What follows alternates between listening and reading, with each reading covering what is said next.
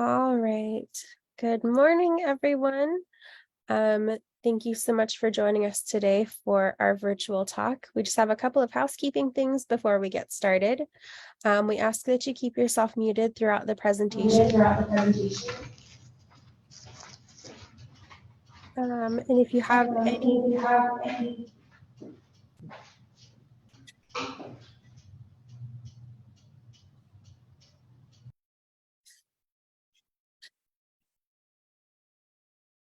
sorry about that.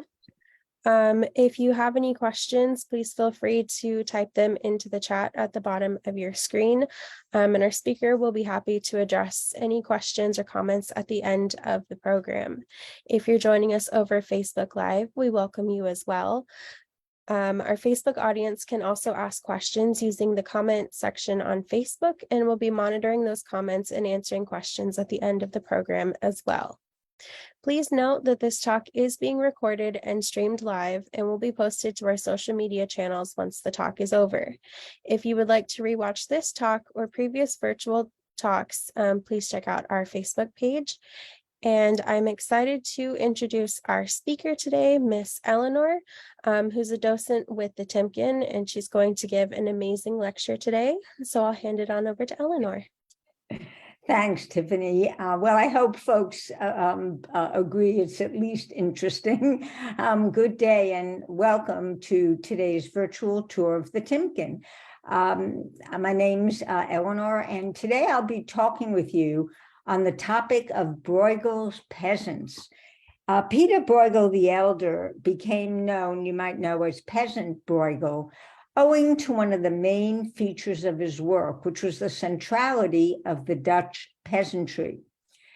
But before we go any further, I'm going to answer the one question everyone has about Bruegel. How exactly do you spell his name? Is it with or without an H? Truth is, it's both. Bruegel signed his name both ways, and in his early career, there were even other spellings beside the two main ones, but there's more. It's not just a matter of how it's spelled, because there's also the matter of how Bruegel styled his signature. Is it lowercase and italics? Is it uppercase with all sorts of other idiosyncrasies thrown in for good provide the most likely plausible in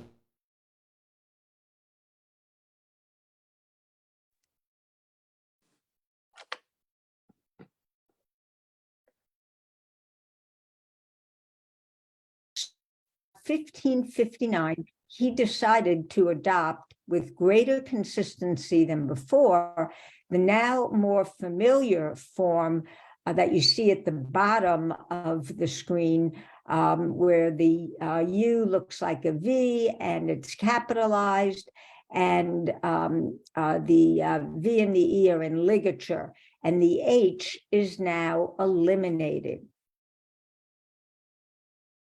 Now, the reason for this change is a simple one. For Bruegel, the capitalized has a more Latinate feel than the decidedly Dutch small cap Bruegel with the H. The signature change was, in other words, about cultivating a particular image, the Latinizing or Latinization of the name, signaling the artist's social, cultural, and intellectual pretensions. So back to our story. Bruegel, importantly, was one of the first generation of artists to grow up when religious subjects had ceased to be the dominant subject matter of painting. As a result of the Protestant Reformation, the traditional art patrons, the church, and people buying art for the church disappear. Rather, Bruegel was patronized mainly by scholars, wealthy businessmen, and connoisseurs, and was on friendly terms with some of the most prominent humanists of the Netherlands. These social classes become the new consumers of art. desiring paintings that say something about their world. But it was only in the last 3 years of his life that Bruegel focused on scenes of peasant life. From his paintings, we came to understand more about village life of this time and about the peasants who inhabited them, how they ate, how they dressed, how they hunted, and how they relaxed and celebrated. His portraits were a great source of evidence regarding both the physical and social aspects of 16th century life in the Netherlands. It was because of this that he became known as Peasant Bruegel. Now, a final comment before taking a look at our first peasant works. Art historians and scholars differ in their interpretations of Bruegel's works. Are they caricatures, or do they carry a moralizing message? I'll offer suggested interpretations as we go through the works, and I'll leave it to you in the end to make up your own mind. Bruegel definitely keeps us guessing, and centuries later, it may be this that continues to captivate us. So let's begin with 3 works considered by many art historians to constitute a series: Peasant Wedding, Wedding Dance, and Peasant Dance.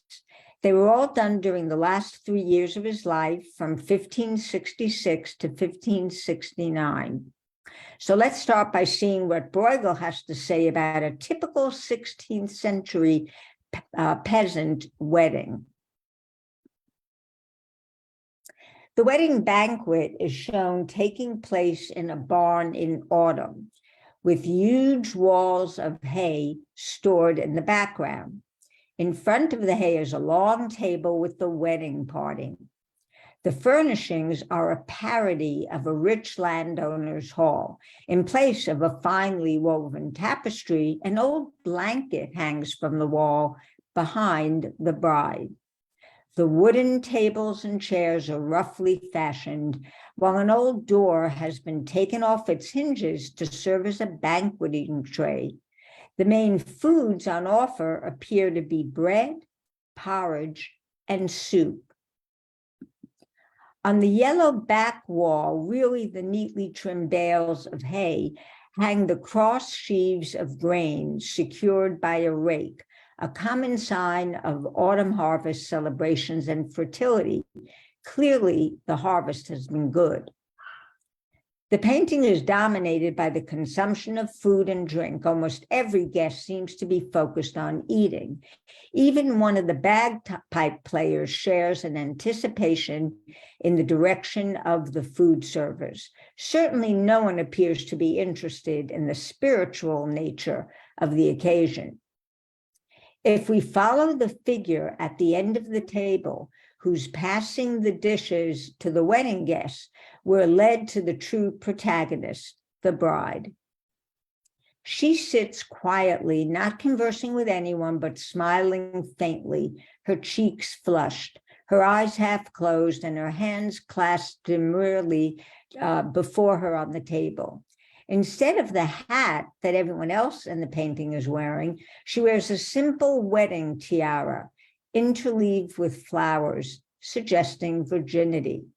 Her long auburn hair hangs loose, but from now onwards, her hair will be cut and confined, as befitting a married woman. Her passivity is understandable. It was custom for the bride to do nothing on her wedding day. It was at least one holiday in a lifetime of hard labor. We're not sure who the woman to the left of the bride is, perhaps her mother, and to this woman's left, seated in a high-backed chair, is the notary, the legal observer of the wedding. At the end of the table, we see a Franciscan monk who's there probably to confer a religious blessing for the marriage. He's speaking to a man in black sitting on a tub who's eloquently dressed and maybe the landowner, the lord of the manor. However, some art historians believe that this fashionably dressed man may be a self-portrait of the artist himself. There are in existence some engravings portraying Bruegel that bear a resemblance to this man, and that may give weight to support this hypothesis. Now, debate continues about the identity and whereabouts of the bridegroom. It's been suggested that according to Flemish custom, the groom is not seated at the table, but may be the man pouring out beer to fill a seemingly endless number of jugs. Or he may be, according to the same custom, the man wearing a red cap who's serving his guests the food. So from discussing someone who seems to have been misplaced, we now pass to something that seems to have been added. Look at the red-clad servant on the right carrying the tray, and the man twisting to pass the plates to the table. Most viewers assume that the twisting man is sitting, that the dark brown patch underneath his arm is his left leg, and that his foot visible under the tray circled in yellow is his left foot. Viewers are then left with the conundrum that Bruegel seems to have given the red-clad servant 3 feet. The third foot I have circled in red. Is this a joke by the painter or a huge error? Clearly, Bruegel's son, Bruegel the Younger, thought it was an error at best and too confusing to the viewers. His 1620 copy of his father's painting solves the problem simply by eliminating the third foot altogether.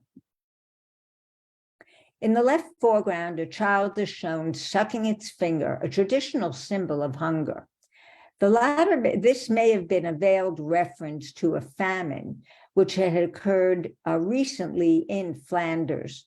The drink being poured is likely beer. This, of course, is Flanders and now Belgium, and it makes good sense because beer is made from grain, the very material that's so much part of the life of these peasants.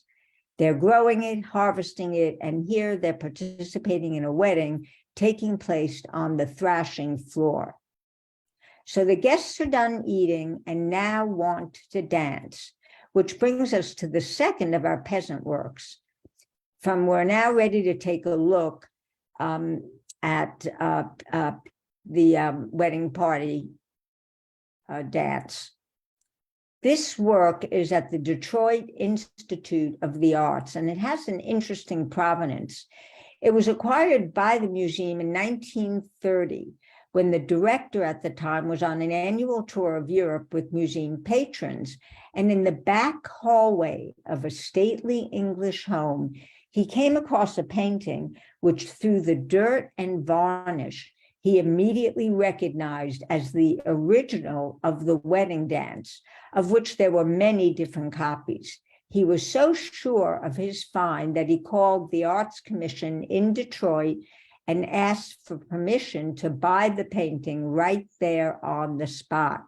So in an extraordinary act, the commission wired the director the money and he purchased the original work, which had assumed to be a copy, so he paid a paltry price for it. The work is particularly intriguing for its spatial complexity. It depicts 125 wedding guests.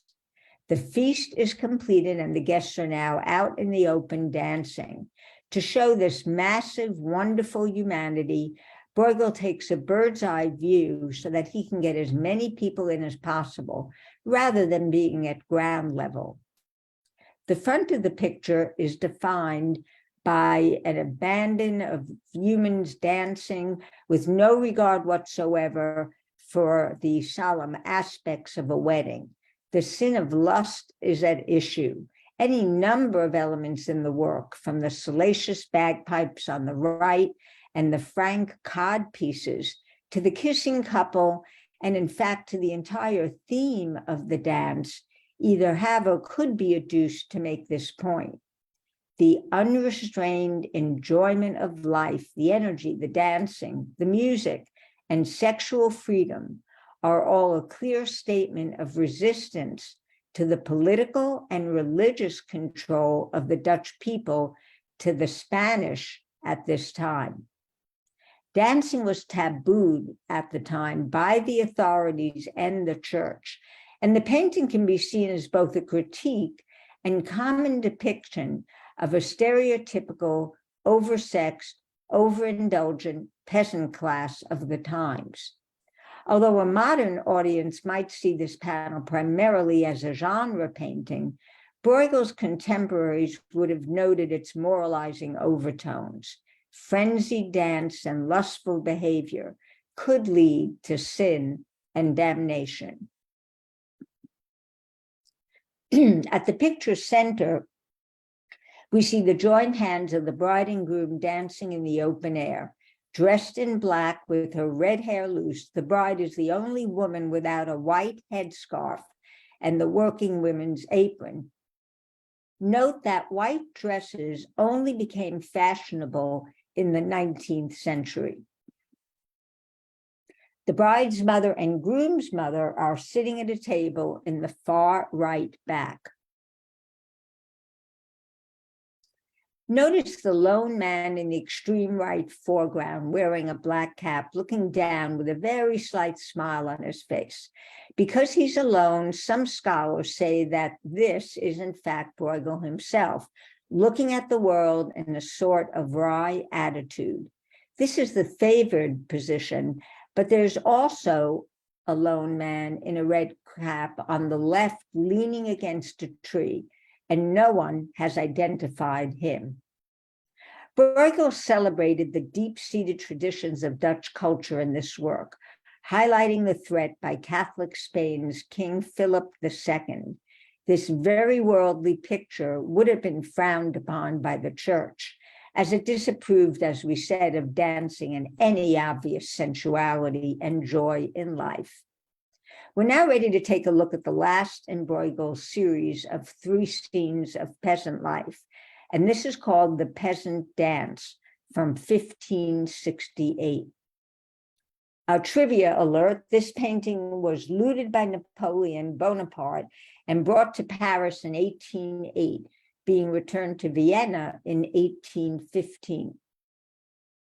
So here, the work depicts the country fair's opening dance, which involved a traditional leaping dance initiated by 2 pairs of couples that preceded the general dance. The fair was called a kermesse. The large couple in the foreground appear to be hurrying to the dance as the bagpipe player starts the music, whilst we observe further back 2 other couples lost in the joys of dance. In typical Bruegel style, the lively peasant scene provided the viewer with a glimpse of social history. Each figure in peasant dance is caught in action, feasting, drinking, dancing, chatting, possibly about to fight. The figures running toward the center in particular provide a real sense of life and movement within the piece. But as we've seen, there's more. Bruegel has once again put a moral slant on the scene. This isn't just a humorous picture recording village life. Some have argued that at least some of the deadly sins are depicted within the painting somewhere, with greed, gluttony, and lust being most prominent. So let's dig down a bit more. Notice the spoon in the brim of the foreground man's hat, his ruddy complexion and missing teeth. Bruegel also draws our attention to the fact that although this is a saint's day, he's depicted the dancers having turned their backs on the church and taking little notice of the picture of the Virgin which hangs from the tree. And the man seated next to the bagpipe player, he looks drunkenly at the player, trying to offer him a jug of ale. See how he has a peacock feather in his hair, symbolic of vanity and pride. Is this a condescending view by Bruegel or simply a humorous one? An animated conversation between 3 men is taking place at the table to the left.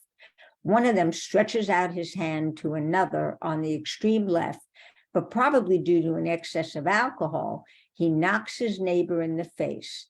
and notice the arm of a beggar reaching across the table. This excellent work of art has been the inspiration for Bruegel Belgium Amber Ale from Brewery van Steenberg. The 5.2% alcohol by volume beer has a scene from the peasant dance on the label. So you see, Bruegel is still making his mark on today's society. We've seen in these three peasant paintings how Bruegel uses common scenes of festivities and rural life to convey moral messages about the state of peasant society. We're now ready to deviate a bit with a fascinating work entitled The Land of Cockaigne, in which Bruegel expands the universe he chooses to observe and comment on. Now, in many medieval times, Cockaigne was a mythical land of plenty, a dreamlike Garden of Eden where no one needed to work for a living. Food and drink arrived in an endless stream of ready-to-eat supplies. Pieter Bruegel's depiction of the land of Cockaigne is perhaps the most renowned. He represents this never, never land as a place where everything is done for the inhabitants, and all there is to do is sleep. His view of Cockaigne and its residents is not meant to be a flattering one. He chooses rather a comic illustration of the spiritual emptiness believed to derive from gluttony and sloth, two of the 7 deadly sins. So in the painting, moving counterclockwise, a soldier in the 11 o'clock position, a farmer and a scholar lie dozing on the ground underneath the table bound to a tree. Their arrangement suggests the man as the spokes of a wheel, where the tree is the hub. The slight inclination of the dining table indicates that the food placed on it gradually slides into the mouths of the 3 men lying on the ground without any effort on their part. And notice in the center foreground, the half-eaten egg running from the scholar toward the farmer.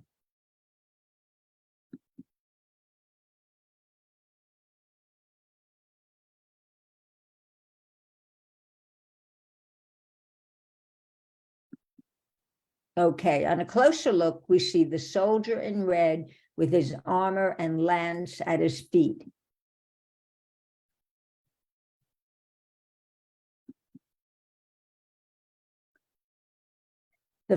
I am sorry, had trouble progressing the slide. The farmer is sleeping on his flail.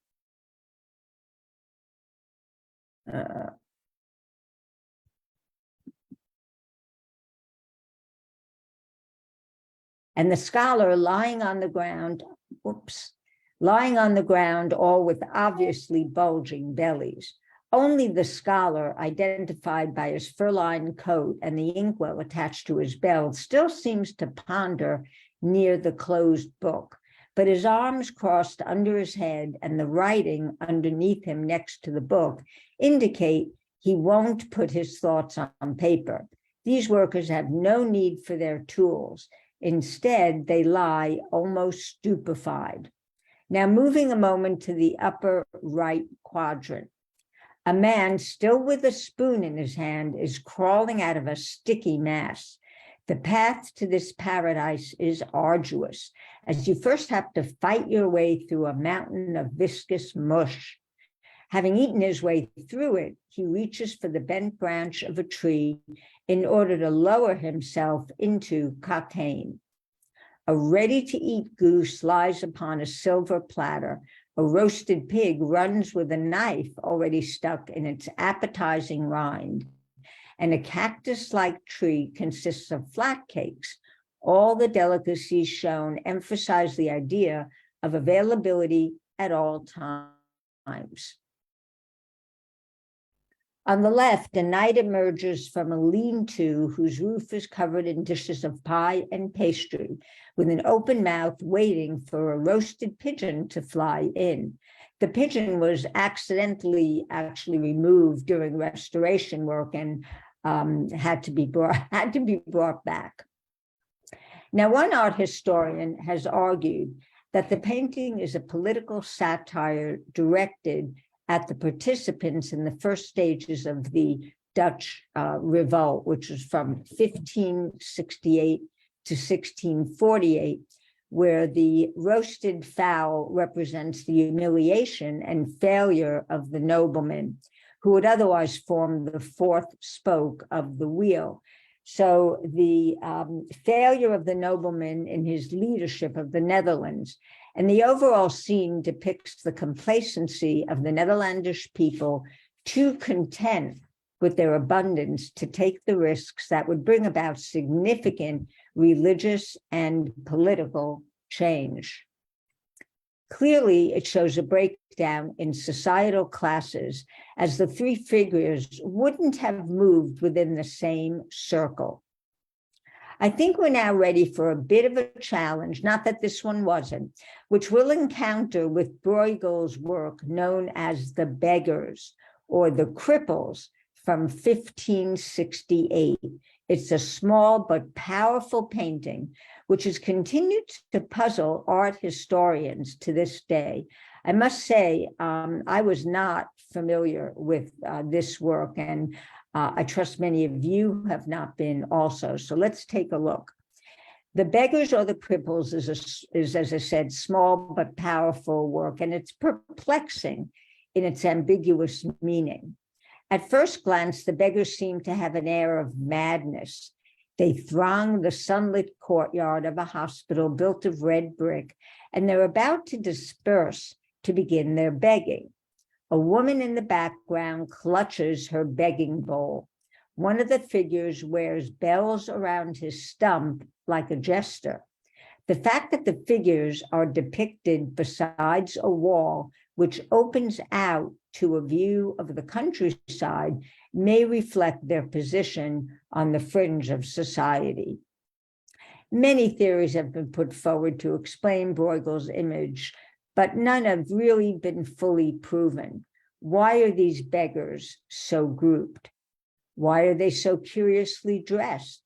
What can be the meaning of the hanging foxtails pinned to their clothes? Now, there is some interesting subtext, and again, only some of it can be explained. For example, scholars have suggested the scene may allude to Koppermaandag, the annual beggars' feast on the Monday following Epiphany. Like carolers at Christmas, the beggars would sing and collect alms, and they likely represent different classes as indicated by their hats. The king, a cardboard crown, the bishop, a mitre, the soldier, a tall cylindrical military cap, the bourgeoisie, a beret, and the peasant, a cap. The work clearly has some political message. Can it have something to do with the beggars' revolt? On April 5th, 1566, 200 Calvinist nobles, calling themselves the Beggars, rode through Brussels to present a petition of grievances to Margaret of Parma, regent for the Habsburg Emperor Philip II. The two chief grievances were taxation and a demand for greater local autonomy.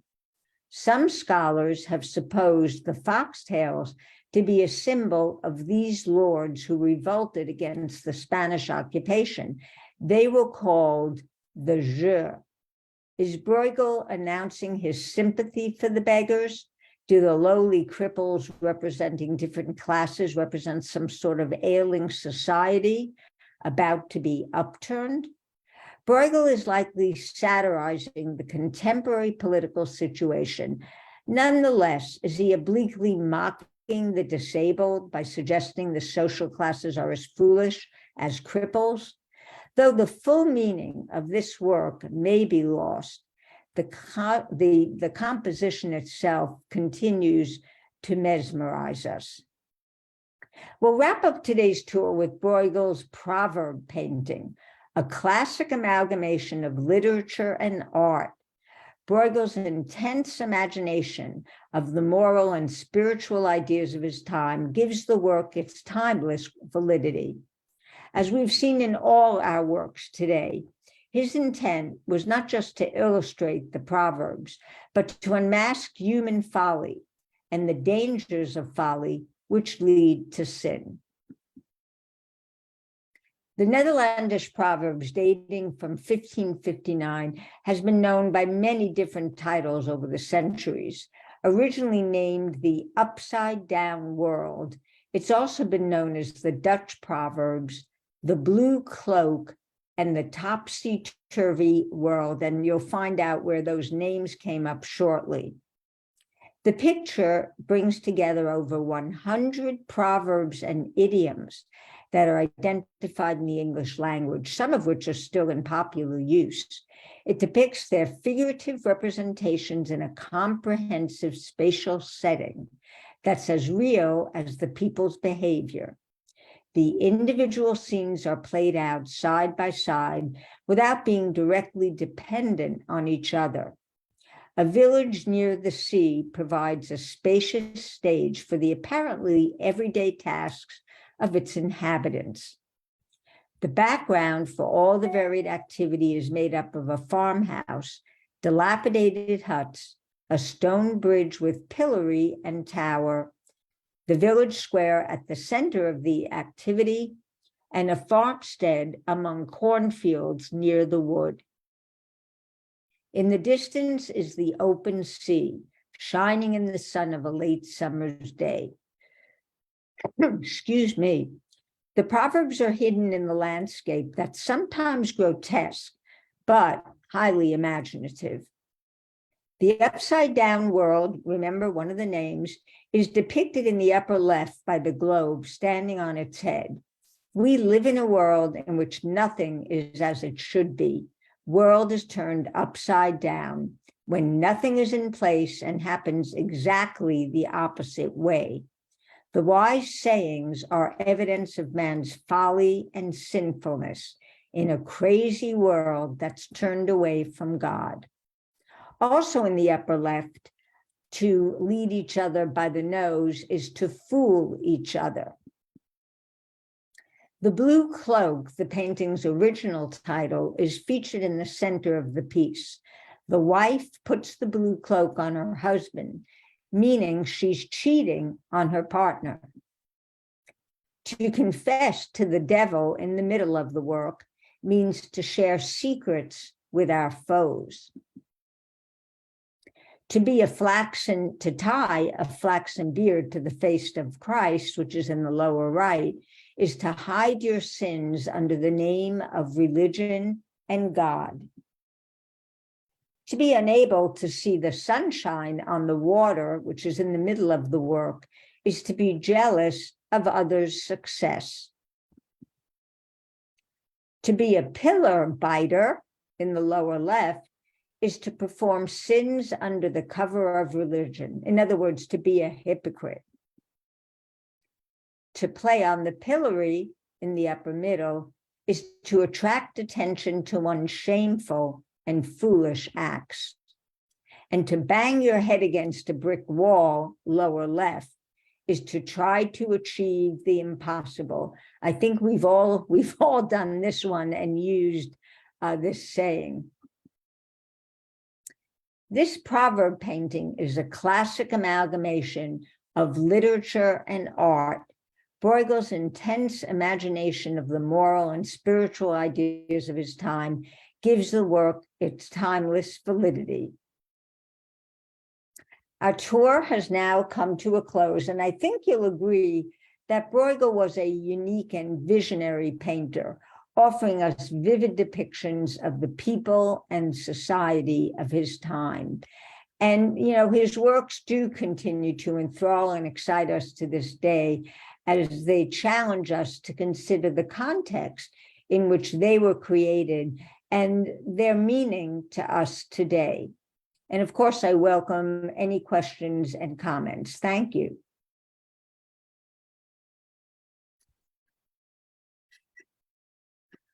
All right.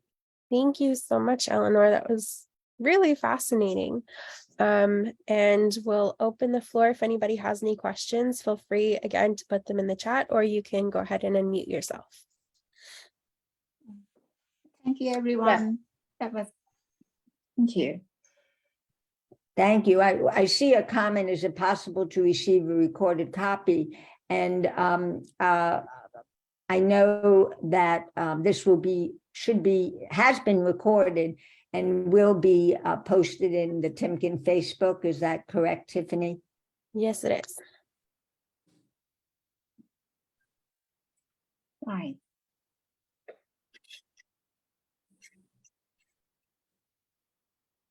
Thanks again. Bye. You're quite welcome. It gets quite complex. And, you take these simple looking peasant works and you delve down and end up in like that muck of who has the right opinion. And I must say that sometimes when I'm researching works, you come up with a common theme of understanding, while there may be a variety of research findings. But I found with Bruegel that some of these works do not offer one set of understandings. The views are quite different. I see a question about Bruegel having painted many ice skating scenes of the time, and that was quite common, in the Netherlands, of the landscape artists.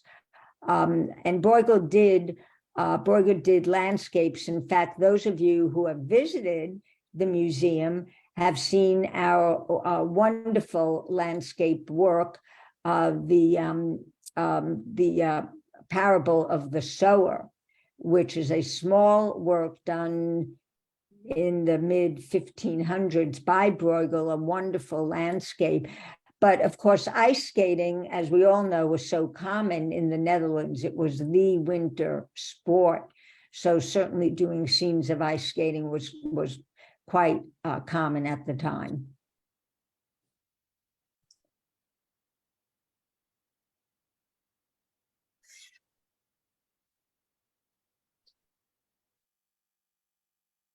See a question: why are the two figures on the lower left of the last slide so small compared to the others? Let me see if I can go back and take a look. We can all take a look. So lower left.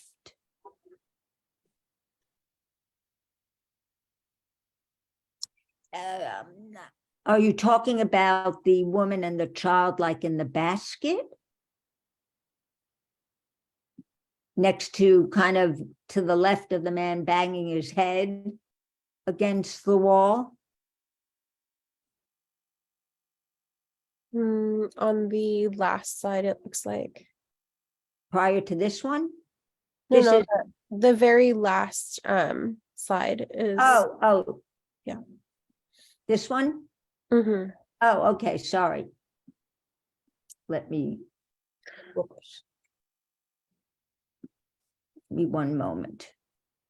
Oh, yes. Yeah, I absolutely see that. And I do not know the answer. That has been remarked about, and I have not come up with any answer that I can offer you. So if someone comes up with this, let the Timken know, and we would welcome that research.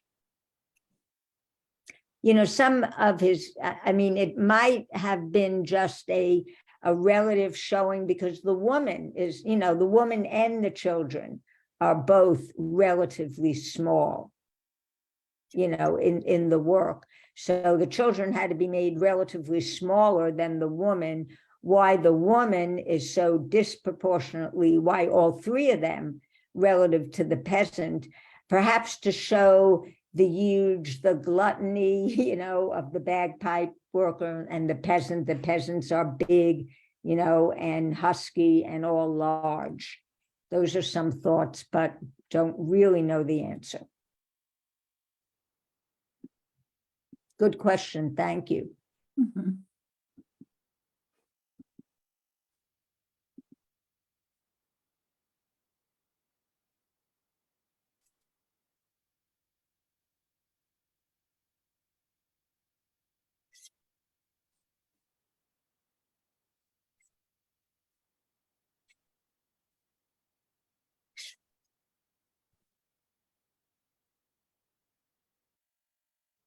All right, if we don't have any more questions, I think we can go ahead and wrap this up. Again, would love to say a thank you to Miss Eleanor and for everyone who was able to join us today. And we hope that you can join us again for our next virtual talk, which is scheduled for the 23rd of March at 11, and that talk will be on the German Renaissance. So again, we hope to see you again. And to answer the question in the comments, the talk was recorded, and it will be posted to our Facebook channel. All right. And I hope you all have a great rest of your day. Thanks, you. everyone. Bye. Bye-bye. Bye. Bye.